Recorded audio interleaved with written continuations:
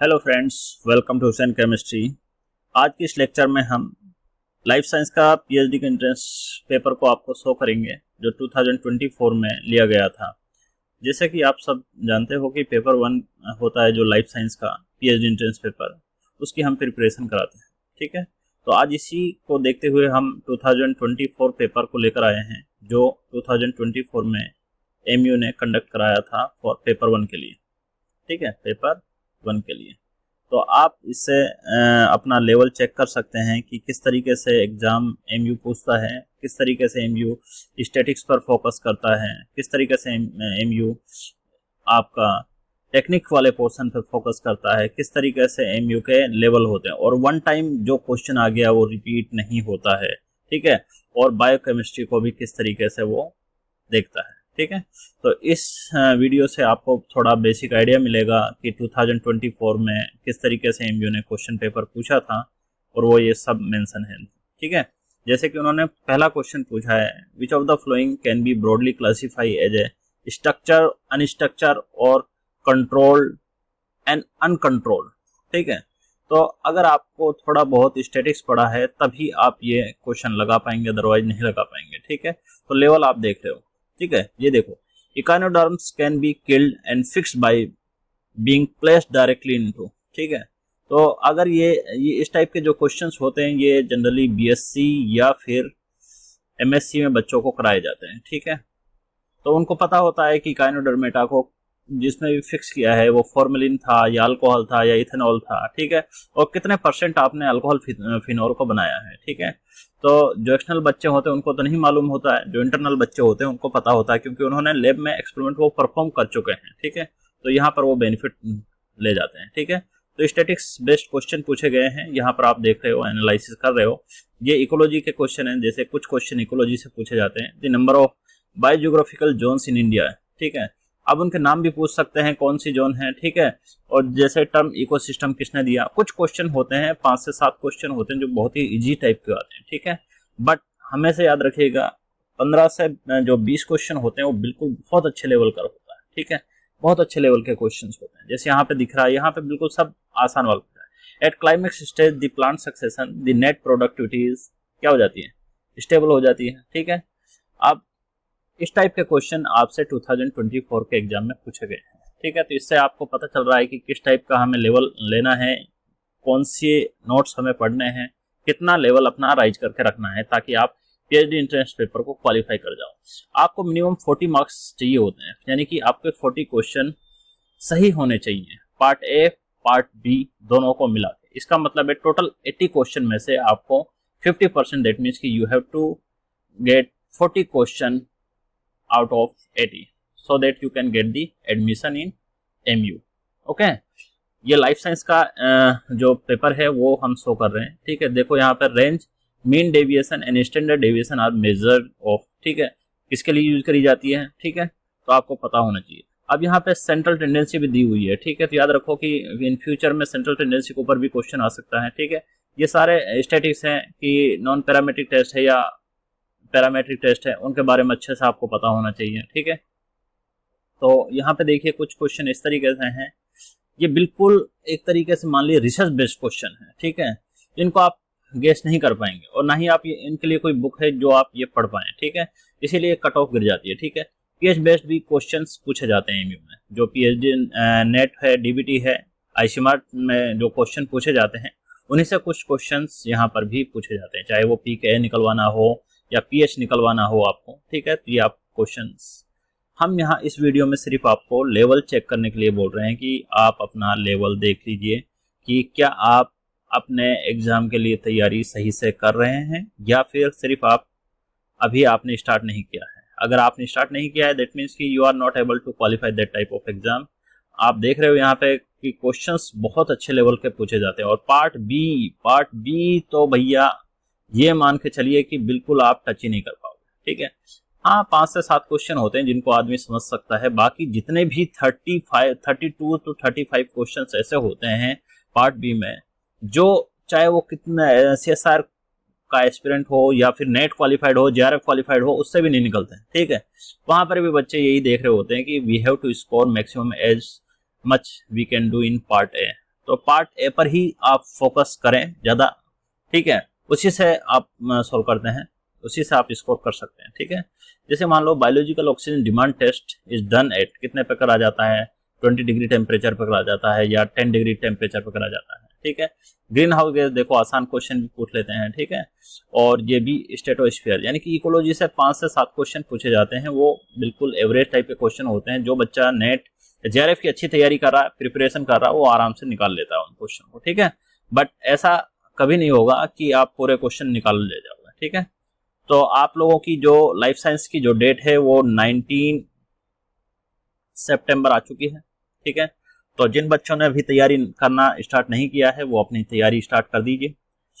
इस एग्जाम को क्वालिफाई करने के लिए 1 मंथ सफिशिएंट टाइम होता है, ठीक है।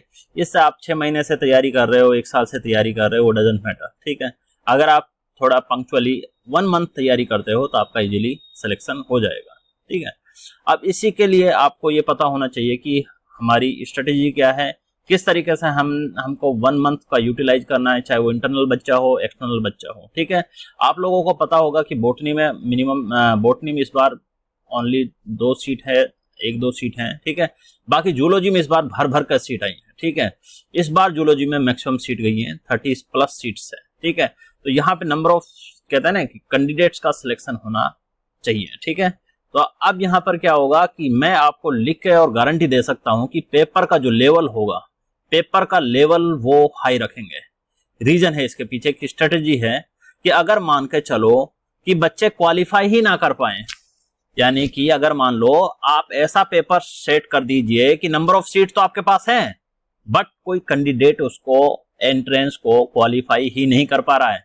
चलो माना जेआरएफ के जो कैंडिडेट होते हैं वो एग्जेम्प्टेड होते हैं, और भाई जो जेआरएफ का कैंडिडेट होगा वो जाहिर सी बात है वो ज्यादा करके कोशिश करता है कि वो किसी इंस्टीट्यूट को ज्वाइन करें, सीएसआर के इंस्टीट्यूट को ज्वाइन करें, आईसर्स को ज्वाइन करें, ठीक है। अच्छी ऐसी जगह ज्वाइनिंग करें जहां पर फंड्स है, प्रोजेक्ट है, जहां पर अच्छा पैसा मिलता है रिसर्च को करने के लिए, अच्छे इंस्ट्रूमेंट्स अवेलेबल हो जाते हैं, ठीक है। तो सेंट्रल यूनिवर्सिटीज में इस टाइप के इंस्ट्रूमेंट बहुत कम मिलते हैं, यानी कि इतनी फैसिलिटी नहीं मिलती है एज कम्पेयर टू किसी भी सीएसआईआर इंस्टीट्यूट हो या फिर कोई दिल्ली यूनिवर्सिटी का कोई इंस्टीट्यूट हो, ठीक है। तो उसमें जो फैसिलिटी मिलती है वो सेंट्रल यूनिवर्सिटी प्रोवाइड नहीं कर पाती है, ठीक है, क्योंकि रिसर्च पे इन्वेस्टमेंट बहुत कम है यहाँ, ठीक है।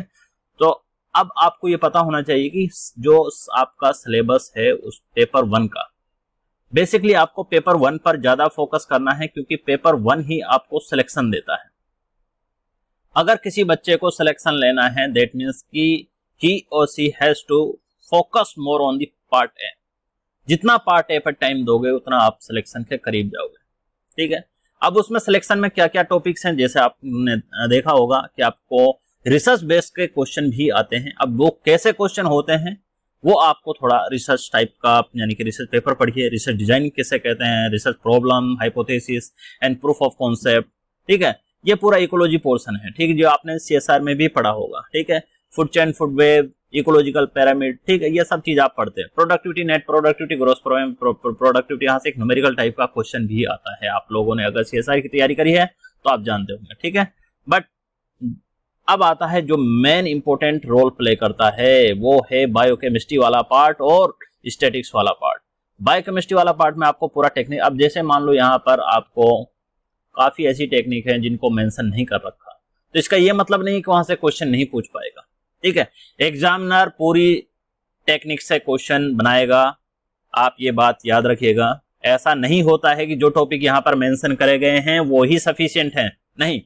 अगर आपको लाइफ साइंस की तैयारी आप कर रहे हो, आप बायोटेक्नोलॉजी के स्टूडेंट हो या बॉटनी के स्टूडेंट हो या फिर आप बायोकेमिस्ट्री के स्टूडेंट हो, तो आपको पूरा टेक्निक्स पढ़ना पड़ेगा, ठीक है। कौन सा इंस्ट्रूमेंट किस जगह यूज होता है वो आपको पता होना चाहिए। जैसे कि यहाँ पे कहीं मेंशन नहीं करा गया मास स्पेक्ट्रोफोटोमेट्री, आप क्वेश्चन उठा के देखिएगा मास स्पेक्ट्रोफोटोमेट्री मिलेगा। यहाँ पे ओनली एक वर्ड लिख दिया माइक्रोस्कोपी टेक्निक। अब इसमें कौन कौन सी माइक्रोस्कोपी टेक्निक है, क्या इसमें इलेक्ट्रॉन माइक्रोस्कोपी टेक्निक है या फिर इसमें किस टाइप की है, ठीक है। तो आपको पूरा पढ़ना पड़ता है, ठीक है। स्पेक्ट्रोफोटोमेट्री आ गया, ठीक है। Principle and applications of centrifugation आ गया, ठीक है।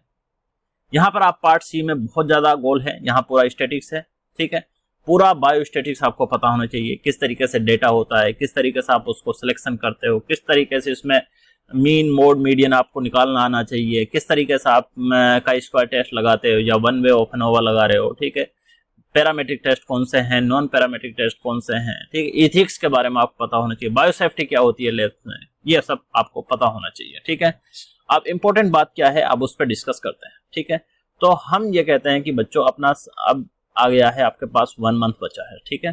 तो 1 मंथ बचा है, दैट मीन्स कि यू हैव ओनली 30 डेज, ये मान लेते हैं, ठीक है।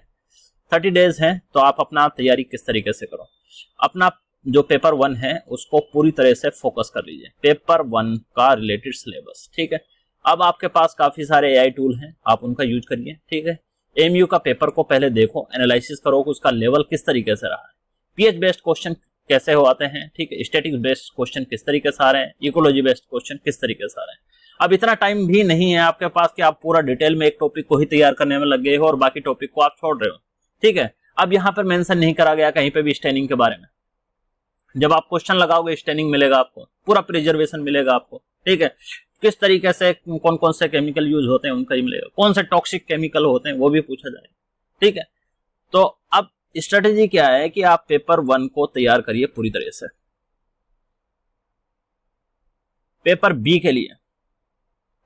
के लिए आपको क्या करना चाहिए, जो लाइफ साइंस में जो आप जेआरएफ के लिए तैयारी कर रहे हो, जो सिलेबस उसमें आपको दोनों जगह मिल रहा है, उस टॉपिक को तो आप तैयार करिए, क्योंकि वो सीएसआर में भी हेल्प करेगा आपका और यहाँ पे भी तैयार करेगा।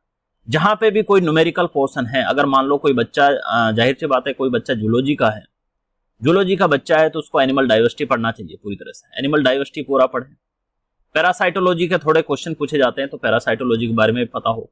जेनेटिक्स में ड्रोसोफिला है, चाहे वो हाइड्रा है, किसी की जीन्स वगैरह से रिलेटेड जो क्वेश्चन बनते हैं, डेवलपमेंट टाइप के क्वेश्चन बनते हैं, उनसे पूछता है, ठीक है। कौन सा टाइप का क्लीवेज है पूछा जाता है, लार्वा कौन सा है पूछा जाता है, ठीक है। तो एनिमल डाइवर्सिटी के साथ साथ आपको ये सारी चीजें देखनी है, ठीक है। अब आता है ह्यूमन एनाटॉमी से ज्यादा करके क्वेश्चन नहीं आते हैं, बट फिर भी आपको जो बेसिक्स हैं वो पता होना चाहिए, ठीक है। अब आता है कि स्पेशलाइजेशन होती है यहाँ पर, जैसे कि मान लो यहाँ पर आपको फिशरीज देखने को मिलेगी स्पेशलाइजेशन, एक आपको जेनेटिक्स देखने को मिलेगी, एक आपको नेमेटोलॉजी मिलेगी आपको, ठीक है। जैसा कि मैंने अपने एक टेलीग्राम में एक नेमेटोलॉजी की एक पीपीटी शेयर की है, ठीक है। इस पीपीटी से 1 या 2 क्वेश्चन मिल जाएगा आप लोगों को, ठीक है, जो कैंडिडेट जूलॉजी वाले बच्चे हैं, ठीक है। ऐसे ही हम फ्यूचर में भी आपको सेंड करते रहेंगे, ठीक है, पीपीटी और मटेरियल देंगे।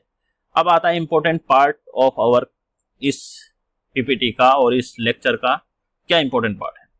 तो हम एक अपना कोर्स है हर बार रन कराते हैं, तो आप हमारी जो पेड क्लासेस हैं आप उनको ज्वाइन कर सकते हैं। उनसे बेनिफिट क्या मिलेगा आपको बनाए नोट्स प्रोवाइड करे जाएंगे, जो कि हमारी काफ़ी 5-6 साल की मेहनत से हमने अपने नोट्स को डिज़ाइन किया है, उनका लेवल क्या रखा है, ठीक है, उसमें क्वेश्चन प्रैक्टिस किस तरीके से कराई है, ठीक है।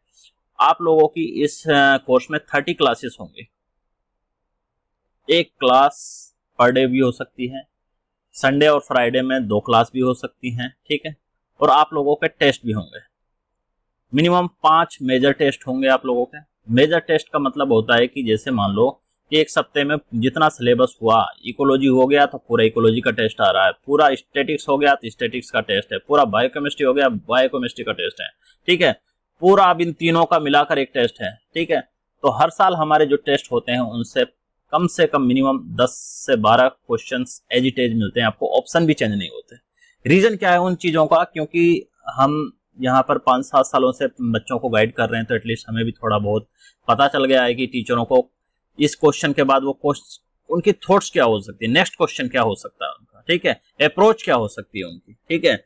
क्योंकि रात दिन पढ़ाते हो जब आप, तो आपको भी थोड़ा गेस करना आ जाता है, ठीक है। स्टैटिक्स से क्या क्वेश्चन बच रहा है, क्या नहीं पूछा है उन्होंने, लास्ट के 5 सालों में क्या क्या पूछ लिया वो तो नहीं पूछेंगे। एमयू कभी भी अपने क्वेश्चंस रिपीट नहीं करता, ठीक है। तो इसलिए आपको एक शॉर्ट बेस पर आपको पीपीटीज दी जाएंगी, आपको बने बनाए नोट्स दिए जाएंगे, आपको लास्ट ईयर के पेपर्स प्रोवाइड करे जाएंगे, आपको जितना भी 2019 से लेकर 2025 तक के जो पेपर हैं, 25 में 2 पेपर हुए थे, ठीक है। तो वो सारे पेपर, वो सारे नोट्स आपको प्रोवाइड करे जाएंगे इस प्लेटफॉर्म पे, जो बच्चे हमें पेड क्लासेस में ज्वाइन करेंगे। अब हमारा जो फीस स्ट्रक्चर होगा वो 3000 पर कैंडिडेट चार्ज करेंगे हम, क्योंकि पर डे क्लास ये मान लीजिए आप 100 रुपीज है, और ऊपर से फिर आप टेस्ट सीरीज भी ज्वाइन करेंगे और आपके टेस्ट भी होंगे रेगुलरली, ठीक है। ऑनलाइन क्लासेस होंगी जिसका हम टाइम आपको बता देंगे, ठीक है।